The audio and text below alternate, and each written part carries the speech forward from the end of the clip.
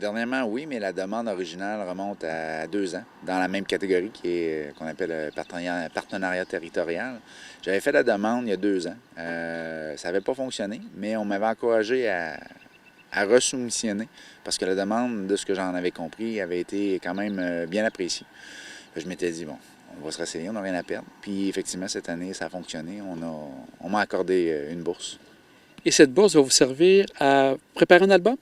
Effectivement, ce qu'on appelle un EP, d'un genre de mini-album de 4-5 chansons, ça va servir aux frais de subsistance pour ma part, les musiciens, salaire des musiciens, payer les heures de studio et entre autres aussi à payer les heures de locaux qu'on va utiliser pour la pré-production de l'album. Et vous avez un partenaire de ce côté-là. On n'est pas pour rien devant l'espace Félix-Leclerc. L'espace participe avec vous. Oui, effectivement, l'espace Félix Leclerc et les productions MID, le studio MID, sont mes deux partenaires parce que dans la bourse que j'ai reçue, c'était un des critères qu'on demandait, c'est-à-dire d'obtenir un partenaire ou plusieurs partenaires pour obtenir la bourse qui allait assumer 20 du montant total du projet. Donc, l'espace Félix Leclerc a accepté avec grande gentillesse de participer à ce projet-là et de s'impliquer. Et là, est-ce que la production va se faire cet été? Ça devrait normalement, sous toute réserve, débuter fin août, début septembre au plus tard. On va commencer à rentrer en studio pour la pré-production des chansons. Donc, ça devrait débuter d'ici quelques semaines. Et ce projet solo va s'appeler comment au niveau de l'album? Je vous dirais qu'il n'y a pas de nom préétabli encore. J'aime mieux laisser aller les choses. C'est le genre de choses que j'aime mieux décider un peu sur la fin pour avoir un peu le pouls de ce qui s'est passé, de comment ça s'est déroulé en studio, les idées qui peuvent venir en dernière minute, l'inspiration. Fait que, disons que c'est un peu comme des parents qui ont un nouveau-né, mais qui n'ont pas encore décidé du prénom à la naissance. C'est un peu ça. On attend de voir comment ça va aller, puis on va se laisser inspirer par les événements. Est-ce qu'il y a plusieurs musiciens qui vont être avec vous pour vous accompagner? Effectivement, j'ai un groupe complet, bassiste, guitariste, pianiste et drummer qui vont être de la partie. Mais je vous dirais que le chef d'orchestre, là, la colle qui retient tout ça, ce projet-là, qui rassemble tout ça, c'est André Lavergne, qui est vraiment là, un complice de longue haleine. Puis grâce à lui, en grande partie, tout ça n'aurait pas lieu si lui n'avait pas été là, puis s'il ne m'avait pas épaulé depuis autant d'années. Et comme vous dites, on peut s'attendre à quel style musical de ce côté-là au niveau de vos prochaines chansons? Je vous dirais que, tout dépendamment de comment les choses vont se dérouler au niveau des arrangements et de la pré-production, il y a de fortes chances que le style soit vraiment au niveau folk, avec quelques peut-être touches indie, country, americana, mais on va vraiment être définitivement dans un style folk. Et pour vous, c'est une première expérience ou vous avez déjà fait un album? De ce type-là, avec une bourse, c'est la première expérience. Par contre, j'avais déjà fait un album produit entièrement personnellement de mes poches en 2014, qui avait quand même bien été avec les moyens du bord, comme on dit, dû au fait qu'on n'avait pas vraiment d'équipe ou très peu. Ça avait quand même été relativement bon comme succès.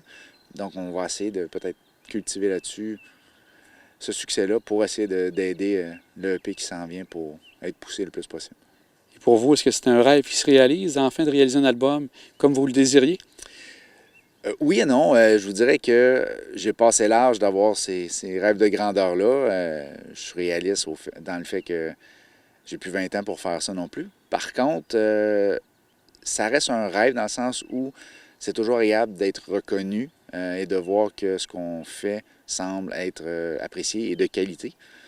Puis c'est surtout comme on en discutait tout à l'heure, c'est surtout pour moi une occasion de montrer à mes enfants que on est capable de passer de la parole aux actes, c'est-à-dire que quand on veut vraiment quelque chose, puis qu'on traverse des épreuves, on chute, on échoue, bien que c'est pas la fin du monde, puis si on se relève, on est capable souvent d'atteindre les objectifs qu'on a.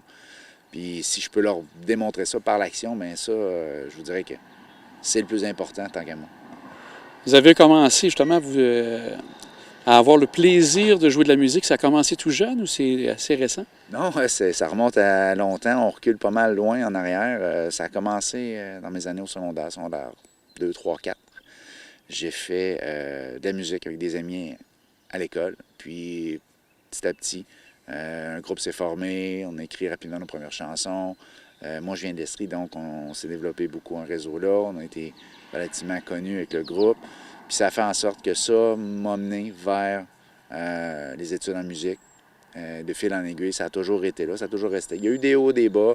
J'ai laissé ça de côté un bout de temps pour y revenir plus tard. Mais ça a toujours fait partie là, de ma vie, dans le fond. Puis vous êtes à Saint-Pierre depuis quelques années? Ça va faire maintenant la 12e année qu'on est ici, à Saint-Pierre. Comme je vous dis, moi je suis natif de l'Estrie, mais on est à Québec depuis, moi et ma blonde, depuis 2000, donc 23 ans bientôt. Fait que, à Lille, ça fait effectivement presque 12 ans qu'on est là. Est-ce que ce côté-là d'être à Lille, un endroit bucolique, ça peut vous inspirer au niveau de votre création? Ah, tout à fait. Écoute, puis c'est aussi autant par l'endroit où on reste que par les gens qui nous entourent, les gens dont on croise nos vies. Il y a des gens qu'on a rencontrés ici il y a 12 ans, qu'on n'aurait jamais eu la chance de rencontrer, des amis proches, qui sont devenus des gens de notre entourage direct, des gens extraordinaires. Donc, c'est sûr que ça... Puis des événements aussi qui s'y rattachent. Fait que c'est sûr que ce qu'on vit ici, moi, ma famille, ma blonde, nos amis, vont inspirer directement ce que j'écris, c'est sûr.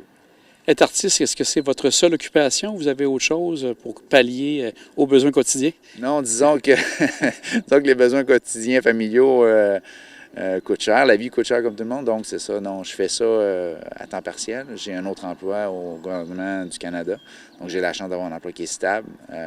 Donc ça me permet de faire en sorte de mettre du temps sur ces projets-là et de ne pas rien attendre en retour, de le faire vraiment comme je veux, sans avoir à faire des sacrifices pour dire bah, il faudrait que j'arrive à faire ça pour que ce soit peut-être plus rentable. C'est un avantage. Il y a des inconvénients, mais ça, c'est particulièrement un avantage. Est-ce que vous faites quelques spectacles ici et là en tant que chansonnier, par exemple, pour pouvoir continuer ce plaisir à jouer? Oui, j'en fais pas mal tout l'été. Prochainement, je suis à la fête de la Saint-Jean à l'Ange Gardien, le 23 juin. Je me souviens plus malheureusement du parc, mais je suis en spectacle là. Sinon, je suis en spectacle un peu partout à Québec, là, dans les différents restos-bars dans le coin. Donc, je garde la forme, puis ça permet aussi de se faire connaître, puis de jouer la musique, juste pour le plaisir.